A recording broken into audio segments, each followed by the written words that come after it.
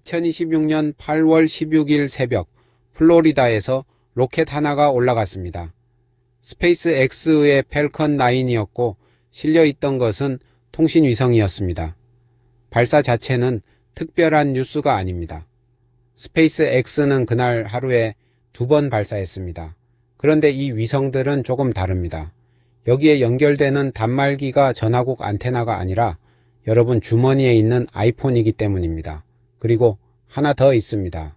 이 발사는 단순한 발사가 아니라 아마존이 이 위성 회사를 사들이는 계약의 조건 가운데 하나였습니다. 정리하면 이런 구조입니다. 스페이스X가 쏘고 아마존이 사고 애플이 사용합니다. 오늘은 아이폰 위성통신이라는 기능 하나가 아니라 그 기능 뒤에 서 있는 회사들의 관계를 보겠습니다. 먼저 사실관계부터 정확히 하겠습니다. 협정 세계 시 2026년 8월 16일 오전 1시 12분 케네디 우주센터에서 팰컨 9이 발사됐습니다. 미국 동부 시간으로는 8월 15일 밤 9시 12분입니다. 그래서 위성을 만든 회사는 8월 15일로 적고 위성을 운용하는 회사는 8월 16일로 적습니다. 같은 사건입니다. 여기서 흔한 오해를 하나 짚겠습니다. 많은 기사가 위성이 낮은 궤도에 들어간 뒤 스스로 고도를 올린다고 썼습니다.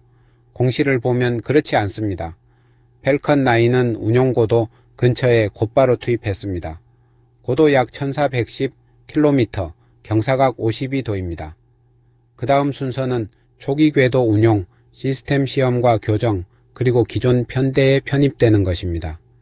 교정 단계를 커미셔닝이라고 부르는데 여기에 보통 몇 달이 걸립니다. 다시 말해 이 위성들은 발사 다음 날부터 여러분의 아이폰을 받아주는 것이 아닙니다. 그리고 이 발사에는 계약서상의 의미가 하나 더 있었습니다. 아마존이 이 회사를 인수하는 계약의 종결 선행 조건 가운데 하나가 특정 대체 위성 관련 이정표를 달성하는 것이었습니다. 즉, 이 로켓이 올라가지 않으면 인수 절차 자체가 앞으로 나가지 못했습니다. 발사장 위에서 세 회사의 이해관계가 한 번에 겹친 순간이었습니다. 기술적으로 가장 이상한 지점부터 보겠습니다. 위성통신 단말기는 보통 접시형 안테나를 씁니다. 위성 전화도 손가락만큼 굵은 안테나를 뽑았습니다. 그런데 아이폰에는 그런 것이 없습니다. 여기서 정확히 표현해야 합니다. 아이폰에 안테나가 없는 것이 아닙니다. 부피가 큰 전용 안테나가 없는 것입니다. 애플은 위성 주파수를 다룰 수 있는 전용 하드웨어를 아이폰 안에 넣고 부족한 물리적 성능을 소프트웨어로 메웠습니다. 구체적으로는 데이터를 극단적으로 압축합니다. 일반 문자 메시지도 지상망으로 보낼 때보다 훨씬 작게 줄여 보냅니다. 그래서 이 기능에는 사용자가 해야 할 일이 있습니다.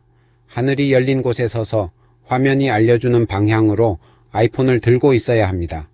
위성이 지나가는 방향을 사람이 따라가는 것입니다. 연결에 걸리는 시간은 기능마다 다릅니다. 애플의 설명 기준으로 긴급 SOS는 하늘이 트인 곳에서 약 15초, 일반 메시지는 약 30초입니다. 나무숲이나 건물에 가리면 1분을 넘거나 아예 연결되지 않습니다. 그래서 이 기능은 지상망을 대체하는 것이 아닙니다. 지상망이 아예 없는 곳에서 문자 몇 줄을 보내기 위한 마지막 수단입니다. 이 구분을 놓치면 기능을 과대평가하게 됩니다. 물리적으로도 당연한 결과입니다. 기지국은 수백 미터에서 수 킬로미터 거리에 있습니다. 이 위성은 1400km 위에 있습니다. 거리가 수백 배 늘어나는데 안테나는 오히려 작아졌으니 보낼 수 있는 정보의 양이 줄어드는 것은 피할 수 없습니다. 그 줄어든 통로에 무엇을 먼저 보낼지가 설계의 핵심이었고 애플의 답은 통화가 아니라 문자였습니다. 목숨을 구하는 데 필요한 정보는 음성보다 위치라는 판단입니다. 이 이야기는 2022년에 시작됩니다. 아이폰 14가 나올 때 애플은 위성 긴급 SOS를 처음 넣었습니다. 당시에는 기능이 하나였습니다. 휴대전화가 안 터지는 곳에서 구조 요청을 보내는 것입니다. 구조 요청은 문자로 갑니다. 위성을 거쳐 지상 게이트웨이로 내려가고 애플이 운영하는 중계센터를 지나 관할 구조기관으로 전달됩니다. 구조기관이 문자를 받을 수 없는 지역이면 애플의 요원이 대신 전화를 걸어줍니다. 여기서 놓치기 쉬운 사실이 있습니다. 이 기능은 사용자가 직접 누를 때만 작동하는 것이 아닙니다. 자동차 충돌 감지, 그리고 넘어짐 감지도 위성 구조 요청을 걸 수 있습니다.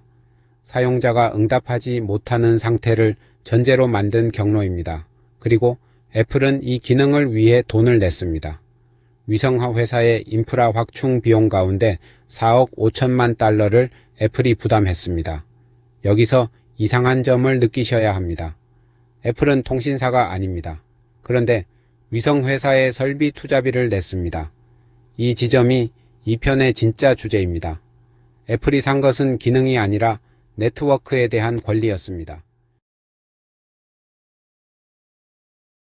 2012년에 하나였던 기능은 4년 만에 4가지가 됐습니다. 첫째, 긴급 SOS입니다. 구조 요청을 보냅니다. 둘째, 위성 메시지입니다. 응급 상황이 아니어도 일반 문자를 보낼 수 있습니다. 셋째, 나의 찾기를 통한 위치 공유입니다. 구조 요청까지 갈 상황이 아니어도 내 위치를 가족에게 보낼 수 있습니다. 넷째, 로드사이드 어시스턴스입니다. 타이어가 터졌을 때처럼 도로에서 도움을 요청하는 기능입니다. 여기서 반드시 짚어야 할 것이 있습니다. 이 4가지가 되는 나라가 서로 다릅니다. 긴급 SOS는 20여 개 나라에서 됩니다. 한국은 여기에 없습니다. 위성 메시지는 미국, 캐나다, 멕시코, 일본입니다. 로드사이드 어시스턴스는 미국, 영국, 호주입니다. 그래서 4기능이 모두 되는 나라는 사실상 미국 정도입니다. 새 아이폰의 소개 문구에 4가지 위성 기능이 적혀 있어도 그것이 여러분의 나라에서 다 된다는 뜻은 아닙니다. 무료 기간에도 조건이 있습니다. 게시일로부터 2년입니다. 그 뒤에 어떻게 될지는 아직 공개되지 않았습니다. 기능은 늘었지만 그 기능이 닿는 땅은 아직 좁습니다.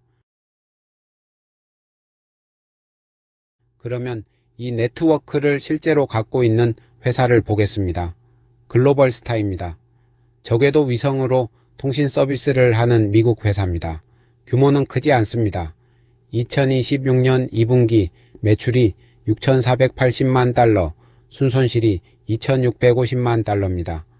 분기 매출이 애플 하루 매출에도 못 미치는 회사입니다. 그런데 이 회사와 애플의 계약에는 놀라운 숫자가 하나 있습니다. 애플이 이 네트워크 용량의 85%를 받습니다. 글로벌스타에 남는 것은 15%입니다. 많은 기사가 이걸 대부분이라고 문가에서 쓰는데 숫자로 말하는 것이 정확합니다. 사실상 애플 전용망에 가깝습니다. 이번에 올라간 위성도 보겠습니다. 주계 약자는 캐나다의 MDA 스페이스이고 위성 본체는 로켓랩이 만듭니다. 한 기당 무게는 500kg 정도입니다.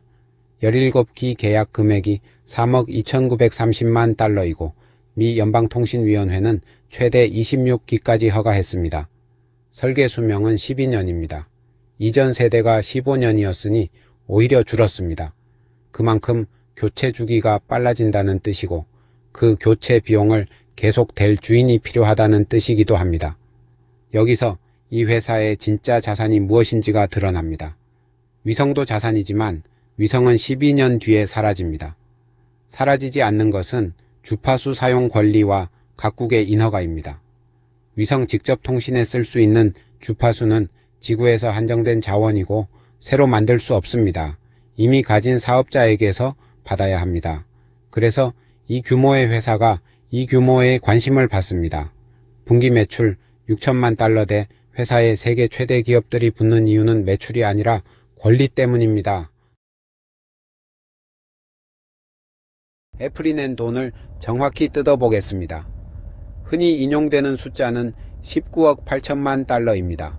그런데 이 숫자는 실제로 지급된 금액이 아니라 최대 약정객입니다. 공시 기준으로 실제 인출된 금액은 8억 1340만 달러입니다. 약정의 절반에도 미치지 않습니다. 구성은 이렇습니다. 처음 대출 한도가 11억 달러였고 2026년 4월에 4억 6,800만 달러쯤을 늘려 약 15억 8천만 달러가 됐습니다. 여기에 지분 투자 4억 달러가 더해져 19억 8천만 달러가 됩니다. 그런데 그 4억 달러도 전부 현금이 아닙니다. 2억 2,400만 달러는 현물이고 현금은 1억 7,600만 달러입니다. 다시 말해 애플은 최대 약정으로 크게 걸어두고 실제로는 필요한 만큼만 꺼내 쓰는 구조를 만들었습니다. 그리고 여기서 이 편에서 가장 예상 밖의 사실이 나옵니다. 애플이 그 4억 달러로 확보한 약 20%의 지분은 아마존 인수가 종결될 때 아마존이 사들입니다. 애플은 네트워크를 쓰는 위치로 남고 지분은 내려놓는 구조입니다. 이 그림이 중요합니다. 애플은 이 회사의 주인이 되려던 것이 아니었습니다. 쓸 수 있는 하늘만 확보하면 됐던 것입니다. 그러면 아마존입니다. 먼저 인수 조건을 정확히 하겠습니다.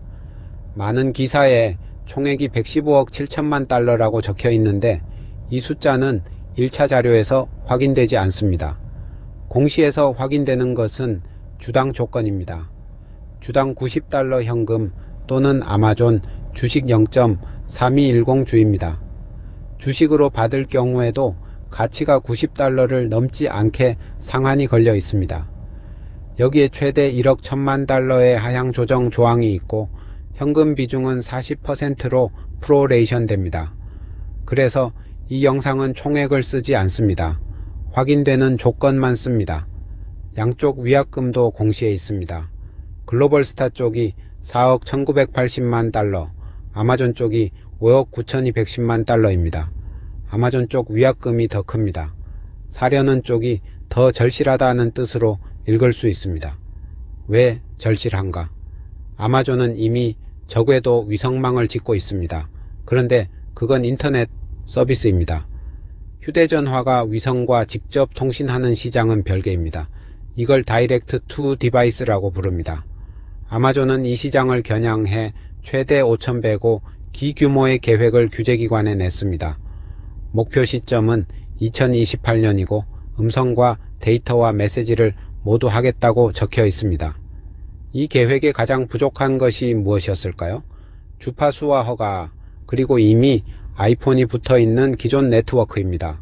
글로벌스타가 그 세 가지를 다 갖고 있었습니다. 아마존의 입장에서 계산해 보면 선택이 분명합니다. 주파수를 새로 받으려면 각국 규제기관을 하나하나 통과해야 하고 그 심사에 몇 년이 걸립니다. 단말기 쪽은 더 어렵습니다. 위성과 직접 통신하는 칩을 휴대전화 제조사들이 넣어 주어야 하는데 그건 아마존이 결정할 수 있는 일이 아닙니다. 그런데 글로벌스타를 사면 그 두 가지가 한 번에 해결됩니다. 주파수와 허가가 따라오고 전 세계에 팔린 수억 대의 아이폰이 이미 그 주파수에 맞춰 만들어져 있습니다. 위성망을 짓는 데 드는 돈보다 이미 붙어 있는 단말기가 훨씬 비싼 자산입니다. 이 시장에 아마존만 있는 것이 아닙니다. 스페이스X는 스타링크 다이렉트 투 셀로 이미 상용 서비스를 하고 있습니다. 미국에서는 티모바일과 함께 T-Satellite라는 이름으로 팝니다. 가입자가 200만 명 수준이고 2025년 10월부터는 문자뿐 아니라 일부 앱의 데이터도 열었습니다. 여기에 AST 스페이스 모바일처럼 큰 안테나를 펼치는 방식의 회사가 있고 스페이스X는 에코스타와 주파수 거래도 했습니다. 위성 직접 통신에서 주파수가 얼마나 중요한지를 보여주는 거래였습니다. 그러면 한국은 어떻습니까? 애플의 긴급 SOS 지원 국가에 한국은 없습니다. 다만 스카이로처럼 기존 통신망과 위성을 연결해주는 사업자가 한국 시장에 들어오고 있습니다. 그래서 한국에서 위성 직접 통신을 처음 쓰게 되는 경로는 아이폰의 긴급 SOS가 아닐 가능성이 있습니다. 마지막으로 아직 확정되지 않은 것을 분명히 하겠습니다. 글로벌스타의 다음 세대 계획은 아직 허가가 나지 않았습니다. 프랑스의 주파수 기관과 통신규제기관 그리고 2개의 부처의 승인이 남아있고 미국에서도 시장 접근 청원이 심사 중입니다. 그래서 이 영상은 다음 세대 위성수를 확정된 사실로 말하지 않습니다. 허가가 남아있다는 것 자체가 이 산업의 성격입니다. 로켓과 위성보다 서류가 늦습니다. 정리하겠습니다. 첫째, 아이폰이 위성과 통신하는 방식은 큰 안테나를 없애고 데이터를 극단적으로 줄인 뒤 사용자가 방향을 맞추는 구조입니다. 지상망의 대체가 아니라 지상망이 없을 때의 마지막 수단입니다. 둘째, 애플이 낸 19억 8천만 달러는 최대 약정이고 실제 인출은 8억 1340만 달러입니다. 애플이 산 것은 회사가 아니라 네트워크 용량 85%였습니다. 셋째, 아마존이 사는 이유는 다이렉트 투 디바이스 시장에 필요한 주파수와 허가, 그리고 이미 아이폰이 붙어 있는 네트워크입니다. 그리고 애플의 지분은 종결 시 아마존으로 넘어갑니다. 넷째, 이 발사 자체가 인수의 조건이었습니다. 그래서 이 세 회사는 각자 다른 일을 하면서 같은 하늘에 묶여 있습니다. 마지막으로 한 문장만 남기겠습니다. 통신망의 다음 경쟁은 기지국이 아니라 궤도에서 벌어집니다. 그리고 그 궤도에 아이폰이 이미 올라가 있습니다. 이 영상은 미 증권거래위원회 공시와 각사 공식 발표, 그리고 규제기관 문서를 근거로 했습니다. 1차 자료로 확인되지 않는 인수총액은 쓰지 않았고 규제 승인이 남아있는 계획은 확정된 사실로 쓰지 않았습니다. 위성 기능의 지원 국가와 무료 기간은 변경될 수 있습니다.